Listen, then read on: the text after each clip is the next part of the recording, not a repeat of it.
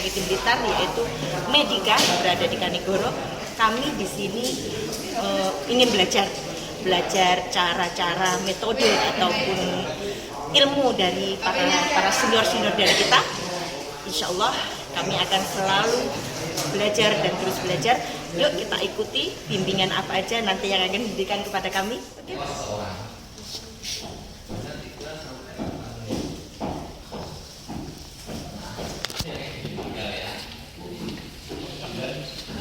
Ini adalah rantai kelangsungan hidup. Jadi kalau kita lihat di sini, sebenarnya peran teman-teman semua ini ada di poin 1 dan poin 2. Jadi bagaimana nanti teman-teman melakukan pertolongan pertama dan meminta pertolongan pada tenaga medis atau kesehatan terdekat. Untuk selanjutnya nanti ini memang sudah dibutuhkan tenaga medis ya. Kalau di luar negeri ada ini.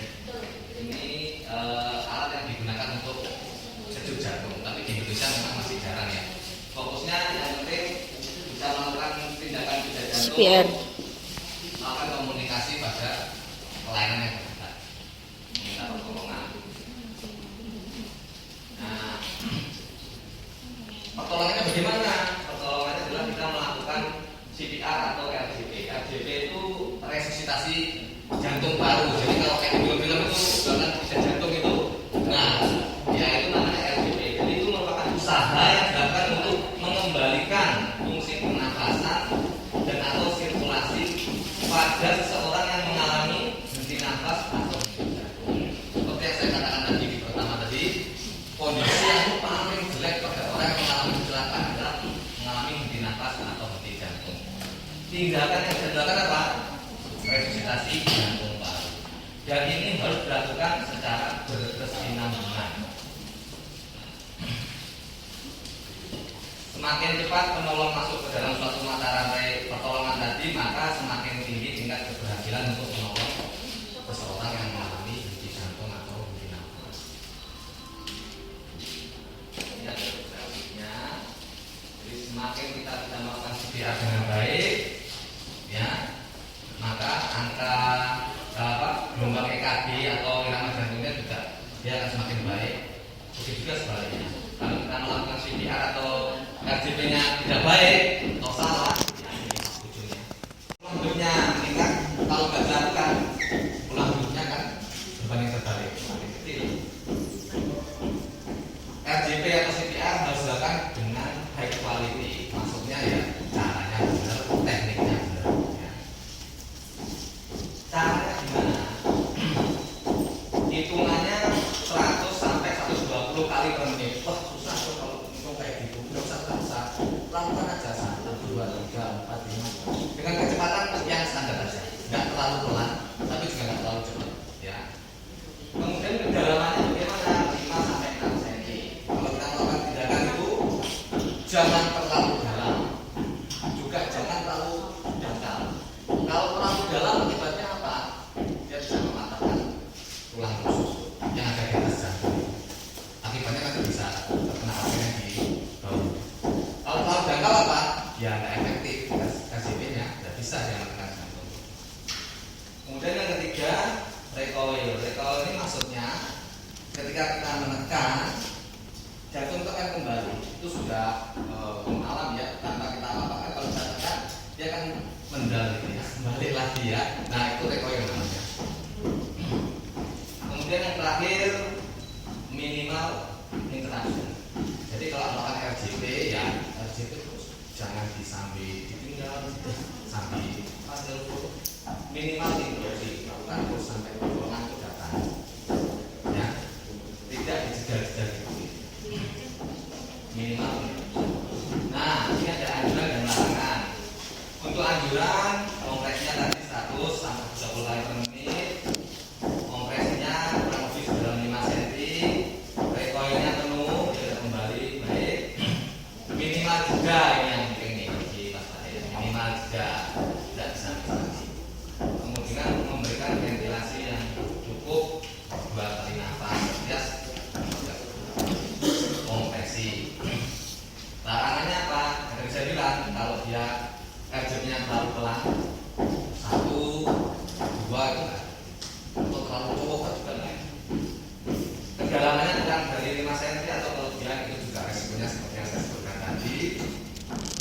Kompresi berhenti lebih dari 10 detik. Ini kaitannya sama yang interupsi tadi. Terlalu banyak jedanya. Kemudian larangan yang terakhir, terlalu memberikan banyak ventilasi, nafas buatan maksudnya ya. Jadi pasiennya itu orangnya itu cuma dikasih nafas buatan aja, tapi nggak diberikan jantungnya. Kalau ini AED ini dia otomatis seperti pijat jantung itu kayak di luar negeri ya. Kalau di luar negeri itu AED ini di stasiun, di terminal, ada di Indonesia. Ya, jadi kita tidak bisa mengandalkan AED. Bantuan sudah dasar, danger respon, minta bantuan, kita jaga sirkulasi, jalan nafas dan pernapasan. Nanti kita jelaskan satu-satu. Nah, ini yang pertama. Sebelum kita menolong orang, pastikan yang menolong ini aman. Jadi dengan semua pada kecelakaan tahu, pastikan dengan aman dulu. Misalkan di tengah jalan, ya jangan sampai nolong ke tengah jalan. Pinggirkan dulu. Ya, nggak lucu nanti kalau menolong tapi dengan justru membahayakan nyawanya dengan sendiri. Jadi pastikan dengan aman. Posisi saat menolong menggunakan APD kalau ada yang sebelum. Aman lingkungan, aman korban. Intinya kita posisikan dalam jalur yang aman dulu. Kalau ada orang yang dalam kondisi tidak sadar, apa yang pertama kali dilakukan? Kita cek responnya.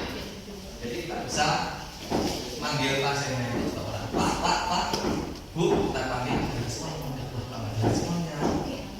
Turun lagi, kita tanyain namanya siapa, tidak ada responnya. Kita rasa nyeri, tidak ada responnya. Rasa nyeri, ini kan bisa melakukan ini, tekan jarinya atau di udara sulit atau di cara seperti biasa seperti ini. Kalau tidak ada respon berarti pasien ini dalam kondisi yang jelek ya. Kalau pasien lebih baik, kita potong bahunya, buka mata, dan mau masih bisa merespon. Tapi kalau sudah ditekan seperti ini nggak ada responnya, tuh kemungkinan kondisinya gawat darurat, bahkan di jantung atau unresponsif, tidak respon. Jika sendirian tanpa handphone, seperti yang saya katakan tadi, salah satu poin penting adalah meminta pertolongan. Jika pas tidak bawa HP, ya mungkin bisa berteriak untuk meminta pertolongan warga sekitar. Kalau menggunakan handphone, bisa telepon 119 dan di loudspeaker. Nanti ketika di loudspeaker, jenengan akan dibantu ya, dituntun cara menolong pasien atau orang itu seperti apa. Jadi kita bisa melakukan KJT sambil kita menerima komunikasi dari 119 arahan.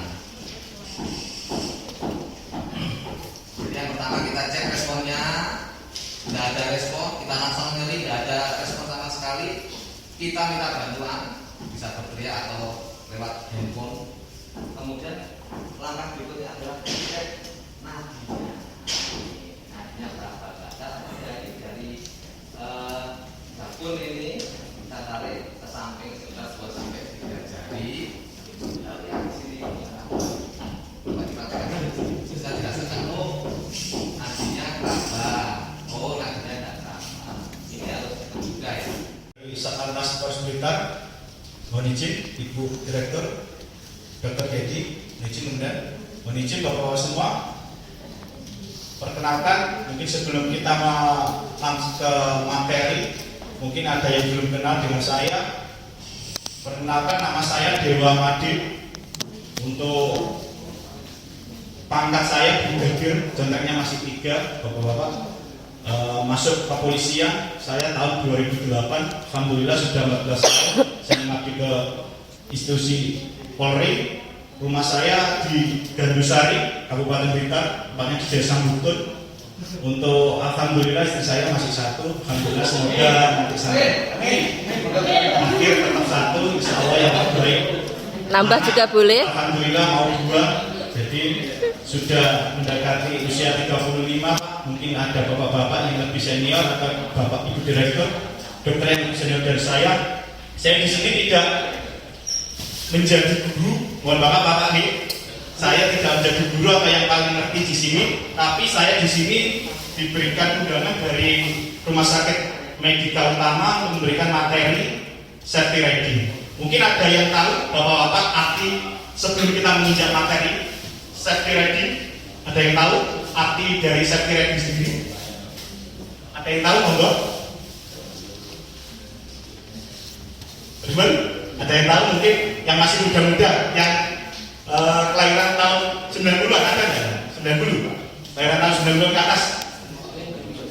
Panjangan kelahiran itu Pak? 90 Pak? Oh, masih ada. Namanya Bapak siapa Pak? Bulan. Bulan kan sama ada di TV tuh. Aslinya ya ini Pak. Ya, jadi mungkin bapak-bapak asing dengan saya, tapi sebenarnya saya tepatnya di unit keamanan dan keselamatan setiap hari tugas saya masuk Pak ke rumah sakit, ke sekolah, ke institusi, ke perusahaan, setiap hari tugas saya menyampaikan materi seperti ini. Mungkin kalau ada punya anak di sekolah SMA, SMP selamat kabupaten berkendara supaya aman dan nyaman. Artinya apa? Safety sendiri kan aman. Jadi nyaman atau aman itu bukan untuk kita, tapi juga nyaman dan aman untuk pengendara yang lain. Jadi definisi dari safety riding sendiri seperti itu, perilaku berkendara supaya kita merasa aman dan nyaman. Aman dan nyaman itu siapa? Untuk kita dan untuk pengemudi yang lain atau pengendara yang lain. Dalam materi ini mungkin safety riding yang sering saya sampaikan di sekolah ataupun di institusi perusahaan. Satu, yang pertama nomor satu adalah memakai perlengkapan kendaraan. Yang kedua yaitu membawa surat lengkap surat-surat. Artinya surat-surat itu bisa SIM, STNK ataupun KTP. Yang ketiga yaitu memprioritaskan pejalan kaki nomor 3. Nomor 4 yaitu 1, 2, 3. Yang keempat yaitu memastikan kendaraan kita sudah standar. Yang keempat, yang kelima yaitu kita patuhi peraturan lalu lintas. Jadi untuk poin yang pertama yaitu yang pertama apa tadi Pak? Nah, ini. Pak, ayo apa? Monggo. Yang pertama tadi ini fungsinya yang pertama membawa alat memakai alat. Makasih atas nama Pak siapa? Pak Samsul. Dari mana nama Pak?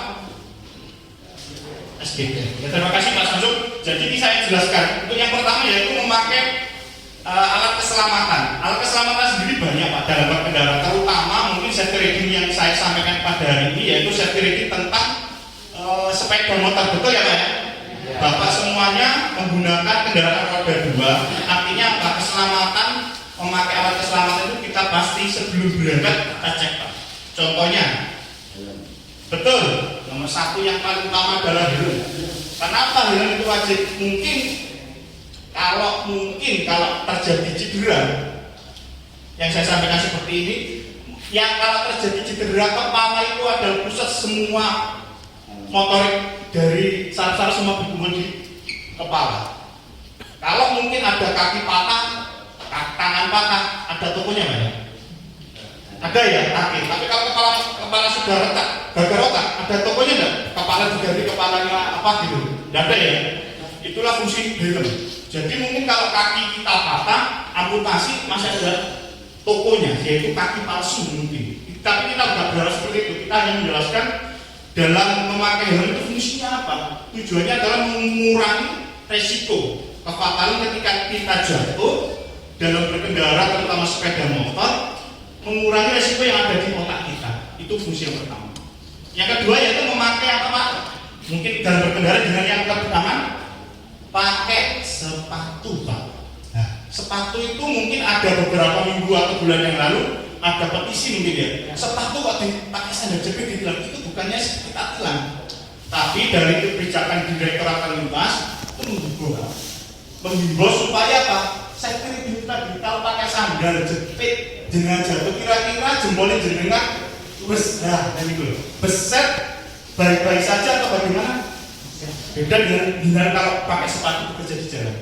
mengurangi resiko yang ada di jalan raya apabila kita tidak minta terjadi sesuatu fatal, kejadian kecelakaan, kita itu bisa mengurangi resiko. Yang ketiga yaitu kita memakai baju, kalau bisa pakai jaket, Pak. Dengan kalau ojol ada jaket kebesaran dipakai, Pak, bagus itu. Identitas kita. Yang kedua untuk menyelamatkan kita, mengurangi resiko kalau pakai jaket. Di sini ada beberapa pengurangan ojol ini dari ojol Grab ada? Iya. Grab ada ya. Terus Gojek apa itu namanya? Oke Jack? Ada ya. Dari Grab saja sama jangan tadi. Grab ya. Begitu ya Pak ya. Jadi alat-alat yang perlu dipakai dulu nomor 1 Pak. Jadi jangan takut dengan teman saya Pak. Itu dimulai dimunculkan dari kesadaran Bapak panjenengan. Kalau teman saya itu memang tugasnya seperti itu, tapi jangan ditakuti Pak. Kalau kita sudah betul melaksanakan peraturan yang masuk ke sekolah, ke komunitas, saya setiap hari dulu menyampaikan itu. Namanya SK Pak. Jangan sekali-sekali jenengan pas terpaksa, jangan Pak. Kalau ada sesuatu, jenengan akan menjadi tersangkanya. Karena panjenengan mungkin dalam pihaknya jenengan, saya kemanusiaan, tapi secara payung hukum tidak ada payungnya. Kalau ambulan dalam keadaan proses itu ada di undang-undang tentang prioritas. Adakah sekarang jenengan pernah menjumpai kalau betul di jalan ada 2 orang, ambulan sudah pakai sirine, sudah itu dia di depan ada 2 orang yang membantu, itu keliru Pak. Itu kurang benar secara payung. Kalau terjadi sesuatu akan menjadi tersangkanya seperti itu. Yang jelas dia lampu merah jelas di trombol itu yang pasal pelanggarannya. Tapi kalau terjadi kecelakaan, dia akan menjadi tersangkanya.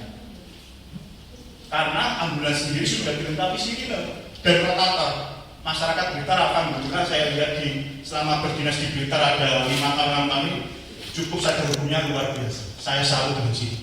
Beda dengan Surabaya. Surabaya itu memang butuh sabar dalam melakukan pengawalan ambulan, kepolisian ataupun damkar harus dengan sabar. Nah, di sini saya sendiri pernah menyaksikan ketika ada ambulan dari depan atau damkar sudah langsung mikir otomatis. Gitu ya Pak ya. Yang ketiga tadi ya prioritas jalan kaki. Yang keempat yaitu patuhi rambu-rambu lalu lintas Pak. Penting bagi ojol. Ojol karena juga membawa keselamatan ke penumpang. Yang keempat yaitu patuhi rambu-rambu lalu lintas. Rambu-rambu lalu lintas banyak Pak. Kalau dengan setiap hari mungkin di jalan raya kalau rutenya Blitar kota atau kabupaten banyak rambu-rambu, terutama lampu merah yang kita harus dibeli karena apa? Setiap lampu merah itu berbeda isyarat petunjuknya. Ada yang belok kiri langsung, ada yang tidak dilengkapi dengan rambu-rambu seperti itu. Kita harus mengikuti lampu otomatis. Kalau nggak ada tulisannya belok kiri petunjuk yang lain, belok kiri mengikuti lampu, nggak ada, kita berhenti. Itu hukum dalam jenengan dulu ujian teori mencari SIM itu ada. Kalau tidak ada lampu tambahan, itu yang diikuti adalah lampu yang tertera pada apelnya. Yang kedua yaitu jangan ugal-ugalan dalam nomor 4 dan berkendara itu termasuk menjaga kecepatan. Karena apa? Dengan kecepatan kita dikurangi itu akan mengurangi resiko. Apabila ada jalan berlubang kita masih ada kesempatan untuk melakukan pengeriman. Atau Bapak, nama saya Yuda Prasetyo Diarjo. Puyol. Pak. Ini kalau mesin. Ya. Ya, pertama saya Puyol. Dari beberapa item tadi yang perlu saya tanyakan hanya satu. Karena rata-rata kita di sini hidupnya di jalan. Yang pertama, kedua, alhamdulillah bahwa teman-teman Grab ini dipercaya oleh Polri 9798 untuk mengelola ambulan sendiri. Betul. Di DSDS ya. Dan rata-rata di sini adalah anggota DSDS. Yang perlu saya tanyakan poin nomor 4 tadi, bahwasanya untuk pendampingan ambulan atau eskut itu memang betul dilarang oleh pihak kepolisian. Tapi kami sebagai driver ambulan ini sering. Di sisi lain kami sangat berterima kasih untuk rekan-rekan yang mau eskut. Karena kenapa? Selama ini jika kami tidak didampingi atau dieskut oleh rekan-rekan, itu jalanan sangat padat sekali. Kalau dengan tadi bicara masyarakat Blitar itu patuh peraturan lalu lintas, kami sebagai driver ambulan kurang. Karena setiap mendengar sirine ambulan mereka mesti noleh ke bawah, kadang-kadang tidak balapan. Nah itu Pak, itu yang sering terjadi, benar nggak teman-teman? Rata-rata teman-teman di situ ada di bawah, itu yang pertama. Yang kedua Bapak, ya kami mohon maaf sebelum kami berangkat istilahnya jadi relawan kemanusiaan, kami di sini rata-rata relawan ambulan juga. Bahkan yang namanya relawan ambulan, alhamdulillah Nusantara Bapak, kami juga ada di dalamnya. Jadi ini yang jadi apa ya? Kita share Pak ya. Jadi pertanyaan untuk rekan-rekan yang ada di relawan dan rekan-rekan Bapak-bapak yang ada di kepolisian. Kalau Bapak tadi berbicara kami rombongan lalu lintas, tidak Bapak, karena kami selalu estafet. Teman-teman sebelum ada eskut ambulan, permintaan pendampingan ambulan dari rumah sakit A ke tempat A atau dari tujuan A ke tempat A, itu kami pasti buka tutup jalan. Jadi kalau andai kata ada lampu merah, pasti kita lepas. Di depan sudah ada teman lagi. Itu yang terjadi pada diri kami Bapak selaku driver ambulan, juga selaku anggota eskut juga. Jadi apa yang harus kami lakukan sebenarnya agar bisa terjadi komunikasi dengan antara pihak kepolisian dengan teman-teman relawan ini. Mohon Bapak, kami juga di saat dulu selalu koordinasi dengan Bapak Asep yang sekarang di Polsek Kanigoro, kalau di Polres dengan Pak Parmuji, kami selalu izin. Dan di Polres Kota pun kami selalu ada pertemuan, Bapak ini seperti apa dan bagaimana. Jadi dalam artian di sini ya apa ya Pak, ben padha mlakune iki piye ben pasien iki lak nggo pasien urgent, apa ini bahasa Inggris Pak? Ini campuran bahasanya bahasa Inggris dan bahasa Indonesia. Coba gitu. Jadi seperti itu Bapak, mungkin itu saja. Terima kasih, mohon penjelasannya. Hanya sharing Pak. Terima kasih, bagus pertanyaan dari Pak Yuda ke Pak Buya. Yang pertama terima kasih saya sampaikan. Mungkin terima kasih Pak Buya. Untuk terima kasih untuk orang jenengan di SJ itu saya juga memonitor. Ada satu Jawa Timur kurang lebih ada 12 atau berapa. Angkatan 98 dan 96.000 sudah dapat. Betul. Di SJ itu Pak ambulan sukarelawan dari angkatan 98 99 yang didonasikan untuk masyarakat. Siapapun yang membutuhkan ambulan selama tidak ada acara kemana membawa pasien pasti hadir. Selamat ulang tahun yang ke-25 untuk IHC. IHC